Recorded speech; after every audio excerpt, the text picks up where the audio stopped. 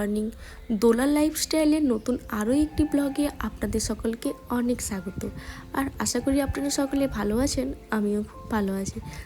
এখন ঘড়িতে ওই সকাল 7টা মতন বাজে, আর আমি সকালবেলায় ফ্রেশ হয়ে চা নিয়ে এসে গেছি গাছের সামনে। আসলে এই চারা গাছগুলো কিছুদিন আগেই এনেছি, আর মাঝে মাঝে গাছগুলো দেখতে বেশ ভালো লাগে, মানে কতটা গ্রোথ হয়েছে এই আর কি। আর ওই যে দূরে দেখতে পাচ্ছেন ওই চন্দ্রমল্লিকা, ওগুলোতে কিন্তু অনেক কুড়ি দিয়ে দিয়েছে। আর এই সামনের এগুলো দাদা নিয়ে এসেছিল, এগুলোও অনেকটা ছোট ছিল, এখন অনেকটাই বড় হয়ে গেছে। এই গাঁদা গাছটা দেখছেন, এটাতেও কুড়ি দিয়ে দিয়েছিল, আর এটা এত ছোটো ছিল আমি ভাবছিলাম তো এটা বাঁচবেই না। যাই হোক, গাছটার গ্রোথ বেশ ভালোই হচ্ছে, দেখে ভালো লাগছে। আর ওই যে দূরে দেখতে পাচ্ছেন বেগুন গাছ, ওইটা কিন্তু আমার বাবা লাগিয়েছে। আমার বাবা কিন্তু অভিনব পদ্ধতিতে বিভিন্ন গাছ লাগিয়ে থাকে, সেটা পরে কোনো একদিন শেয়ার করব। তারপর আমি সকালবেলায় খাবার খেয়ে নিই।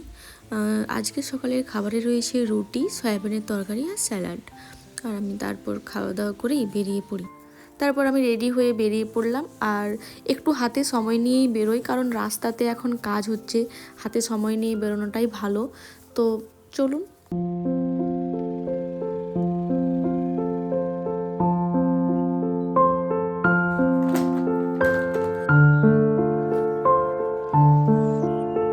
আর এসেই আমি ডেলি অ্যাটেন্ডেন্সে সাইন করে নিলাম। তারপর এখন অনেকটা ফাঁকা আছে, তো একটু ভিডিও ক্লিপস নিচ্ছিলাম আর কি।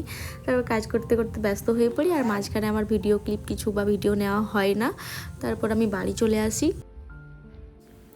বাড়িতে এসে ফ্রেশ হয়ে আমি বসে গেছি একেবারে খাবার টেবিলে। আর আজ খাবারের মেনুতে রয়েছে মাছ দিয়ে একটা ঝাল শাক, তারপর বেগুন দিয়ে একটা তরকারি, লাউয়ের তরকারি আর চাটনি। চলুন তাহলে লাঞ্চটা করে নেওয়া যাক।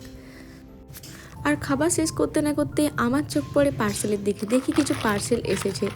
আর পার্সেল দেখলে তো আমার তো কি বলবো, মানে কখন খুলবো এরকম একটা ব্যাপার থাকে। তো তাড়াতাড়ি করে আমি খাওয়া দাওয়া করে পার্সেলগুলো খুলতে লাগলাম, আর দেখি এখানে কিছু ওয়াল ডেকোরেটিংস আইটেমস আমি অর্ডার করেছিলাম, সেগুলোই এসেছে। তো ওইগুলো দেখে নিচ্ছিলাম, আর কোথায় কি রাখবো সেটাও ঠিক করছিলাম। তারপর সন্ধ্যাবেলায় আমি ওই আইটেমসগুলো আমার দেওয়ালে লাগিয়ে দিই। যেমন এইটা আমি আমার বেডের ওপরের পোর্শনটাতে এটা লাগিয়েছি। ক্যামেরাতে কতটা ঠিক বোঝা যাচ্ছে জানি না, কিন্তু সামনাসামনি বেশ ভালো লাগছে দেখতে।